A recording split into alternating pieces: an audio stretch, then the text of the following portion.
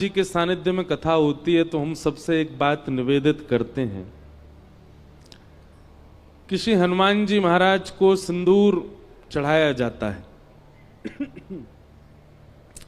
हनुमान जी महाराज को अकौआ के पत्रों पर राम राम लिख करके लोग माला बना करके पहनाते हैं। श्री हनुमान जी महाराज को गदा अर्पित की जाती है। हनुमान जी को लड्डू के भोग लगाए जाते हैं।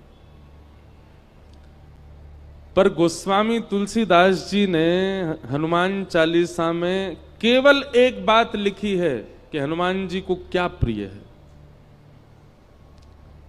प्रभु चरित्र सुनवे को रसिया, राम लखन सीता मन बसिया।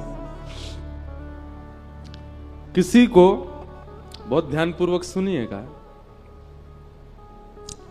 किसी व्यक्ति को जलेबी बहुत प्रिय है और आप जब उसके पास जाते हो तो लड्डू ले जाते हो या रबड़ी ले जाते हो, कलाकंद ले जाते हो, मोहन थार ले जाते हो, बालूशाही ले जाते हो। मुंह में पानी तो नहीं आ गया आपके? इतनी मिठाई के नाम ले दिए हमने। पर सामने वाला आपकी सहजता और आपकी लाई हुई वस्तु को स्वीकार तो करेगा, प्रसन्नता से रख लेगा। हाँ हाँ, अरे वाह भैया लड्डू लाए, लाओ धर दो। लेकिन यदि उसकी प्रिय वस्तु आप लेकर के जाएंगे तो वो रखेगा नहीं, तुरंत खोल करके उसको चख लेगा। अच्छा जलेबी लाओ, लाओ भाई, अरे गरम गरम है, अभी अभी पा लेते हैं। चाहे उसका पेट भरा हो, चाहे वो कितना भी तृप्त क्यों ना हो, उसकी प्रिय वस्तु उसके सामने प्रस्तुत करोगे तो तुरंत लेगा। हमारा और भावों से कोई विरोध नहीं है। आप ऐसा मत सोचना कि हम हनुमान जी की अन्य सेवा के लिए मना कर रहे हैं। कई जगह वर्णन है कि ऐसे ऐसे हनुमान जी को रिझाओ, हनुमान जी के सामने ये करो, ऐसा करो, ये उपाय करो, आदि आदि सब ठीक है। पर वही बात है कि आप अन्य उपाय करोगे तो हनुमान जी महाराज उस उपाय को लेंगे, रख देंगे। कभी जैसे हम फ्रिज में रख देते हैं मिठाई, फिर कुछ दिन बाद चख के देखते हैं। तो आपके द्वारा प्रस्तुत जो भी भाव है, हनुमान जी उसको ले तो लेते हैं पर रख लेते हैं, पुनः अपने ध्यान में बैठ जाते हैं। लेकिन जैसे ही कोई सन्मुख आकर के प्रभु श्री राम या प्रभु श्री कृष्ण की मधुर कथा, कोई लीला सुनाने लग जाता है, हनुमान जी अपना नाम जप साधन आदि सब छोड़ करके नेत्र खोल के उसको सुनते हैं। और कैसे सुनते हैं? यत्र यत्र रघुनाथ कीर्तनम तत्र तत्र कृतमस्तकांजलिं बाष्पवारि परिपूर्ण लोचनम मारुतिम नमत राक्षसांतकम। बाष्पवारि परिपूर्ण लोचनम, नेत्र सजल हो जाते हैं हनुमान जी के कथा सुनते हुए। कथा वो तुरंत स्वीकार करते हैं। इसलिए हम तो श्रोताओं से भी कहते हैं कि आप कथा सुनकर के जाया कीजिए, कोई अच्छा चरित्र याद कर लिया कीजिए। और मंगलवार शनिवार आपके ऊपर जो भी बुरा समय चल रहा है, कोई हारी बीमारी चल रही है, ब्रजवासी की कही एक बात मान लीजिए, कोई नियम मत कीजिए, हनुमान जी के पास हर मंगलवार जाकर के एक भक्त या भगवान का चरित्र सुना करके आओ।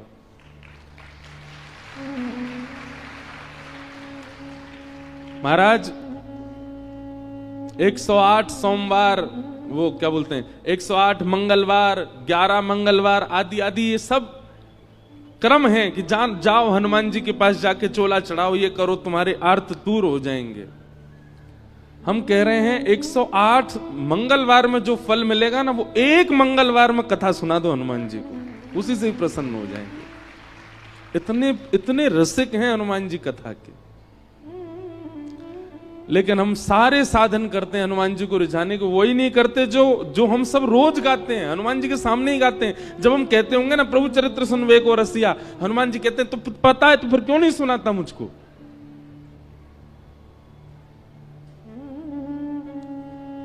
इसलिए भैया हमारी कही एक क्रिया, हमने बहुतों को बताया है कि हनुमान जी को प्रसन्न करना है तो कथा सुनाओ। हमारी तो कथा के मुख्य श्रोता ही हनुमान जी हैं। आपको दिख जाए तो बहुत बड़ी बात है। ये देखो, ये हमारी पहली कथा से सारी कथा सुन रहे हैं। और गदा वाले हनुमान जी नहीं है, कीर्तनिया हनुमान है। हनुमान जी गदा वाले हैं ही नहीं है।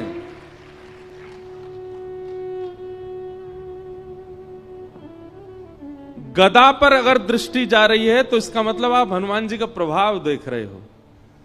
पर हनुमान जी का अगर स्वभाव खोजो, हनुमान जी के हृदय में झांक करके देखो, तो हनुमान जी गदा तो उठाते ही नहीं है, बहुत कम।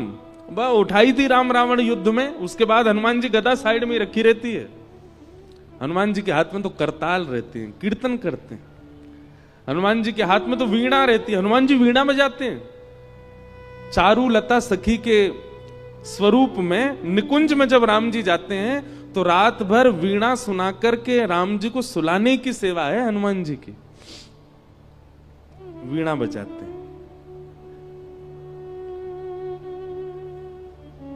पर हमको लगता है कि ये रौद्र हैं, ये भयानक हैं, ये आर्तों को नष्ट करना जानते हैं। 24 घंटा केवल वीर आसन में बैठ करके और हमारे दुख दारिद्रों को दूर करना ही इनका काम है। नहीं, हनुमान जी नहीं दुख दारिद्र दूर करते, अपने गणों को भेज देते हैं, जाओ इसका कंटक काट के आओ। हनुमान जी तो 24 घंटा कथा में रहते। वो तो कथा से जब हम 21 पेशी 11 पेशी 108 पेशियां करते हैं हनुमान जी की, तो हनुमान जी क्या कहते हैं? ए भाई गणों, इसके पीछे जाओ, बहुत पीछे पड़ रहा है मेरे, जाओ इसके आगे सब कंटक काट के आओ। हनुमान जी थोड़ी आते हैं।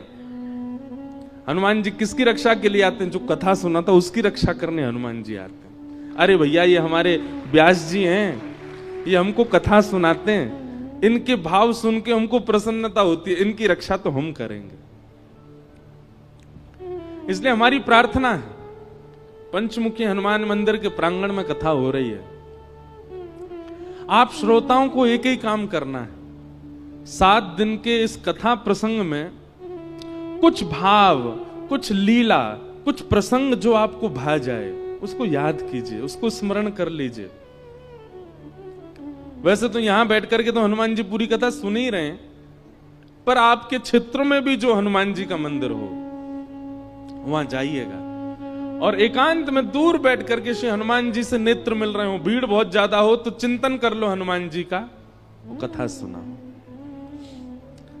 हजारों लाखों की भीड़ मंदिर में होगी, लेकिन हनुमान जी आपके सामने ही बैठे होंगे क्योंकि आप कथा सुना रहे हैं।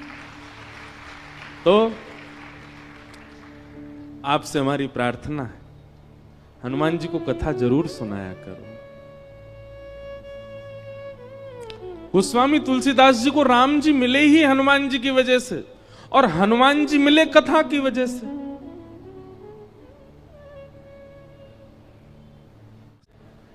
गोस्वामी तुलसीदास जी एक वृक्ष में रोज जल डालते थे अपने नित्य क्रम में, तो उस जल पर कोई ब्रह्म प्रेत रहता था। वो प्रेत 12 वर्ष के बाद जब मुक्त हुआ, गोस्वामी जी के चरण पकड़ लिए, बोले आपने मुझे मुक्त कर दिया, मैं जाते जाते कुछ वरदान देना चाहता हूं, मांग लीजिए। गोस्वामी जी बोले हमको राम जी से मिलवा दो। प्रेत बोला राम जी से मिलवाने की सामर्थ्य मेरी होती तो मैं प्रेत क्यों होता? गोस्वामी जी बोले कुछ तो करो, क्योंकि तुम मानव नहीं हो, प्रेत हो, तुम्हें कुछ तो पता होगा ठाकुर जी के बारे में। तो वो प्रेत कहता, बोले हाँ, जिनके मारे हम प्रेतों के प्राण निकलते हैं उनका पता हमको रहता है। कौन? हनुमान जी। वो कहां घूम रहे हैं, कहां बैठे हैं, क्या कर रहे हैं, ये हम सब प्रेतों को पता होता है। वो आपको राम जी से मिलवा सकते हैं। तो फिर गोस्वामी जी बोले वो कहां हैं आजकल? बोले अरे वो रोज आपकी कथा सुनने आते हैं। 80 घाट पर जब आप कथा करते हैं तो जितने श्रोता आते हैं उनमें हनुमान जी भी आते हैं। रुग्ण सी अवस्था होगी, वृद्ध सा भेष है, उनके पास कोई बैठता भी नहीं है, उनको देख के ऐसा लगता है ना जाने कितने दिनों से नहाया नहीं व्यक्ति, वो बड़ा दीनहीन सा पीछे बैठ के कथा सुनता है आपकी। बोले हाँ, बोले वही हनुमान जी हैं, पकड़ लो चरण। और गोस्वामी जी ने कथा के बाद चरण पकड़ लिए। वो तो छुड़ाने लगे, अरे व्यास जी आप चरण क्यों पकड़ रहे हैं, मैं सामान्य सा जीव, मैं दीनहीन सा प्राणी, आप मेरे बोले कोई दीनहीन नहीं हो, मैं जानता हूं आप हनुमान जी हो। इतने में ही आहा, श्री हनुमंत लाल प्रकट हो गए और प्रकट होकर के गोस्वामी जी को हृदय से लगा लिया, नेत्र सजल हो गए। गोस्वामी जी बोले, हनुमंत लाल, आप इतने दिन से कथा सुनने आते, मैं रोज आपको देखता, आप पीछे आकर के बैठ जाते, कोई आपका स्पर्श भी नहीं करता था, कोई आपके पास बैठता भी नहीं था। हनुमान जी कहते, कथा सुनने की विधा यही होनी चाहिए। अपने आप को पुजवाने के लिए या सब मुझे देखें इस भावना से जो कथा में आता, वो कथा सुन ही नहीं सकता।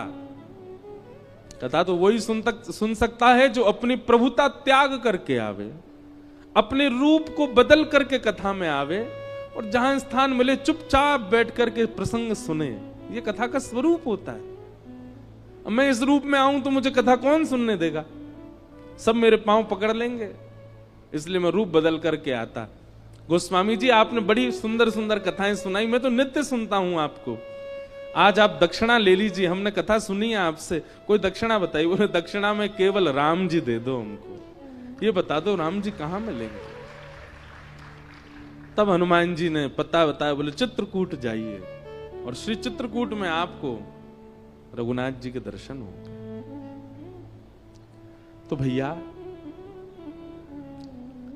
हनुमान जी केवल संकट हरण नहीं है, हनुमान जी केवल पीड़ा निवृत्ति करने वाले नहीं है, हनुमान जी केवल हमारे आर्तों को दूर करना जानते हैं, यही उनका काम नहीं है। ये सब तो उनके गण करते हैं, हनुमान जी नहीं करते। हनुमान जी तो केवल कथा के रसिया हैं, कथा श्रवण करते हैं। हनुमान जी जैसा भावुक कोई देव नहीं, हनुमान जी जैसा दयालु कोई देव नहीं। हमने समझा भले ही उनको बहुत रौद्र रूप में है, पर उन जैसा कोई कोमल नहीं है।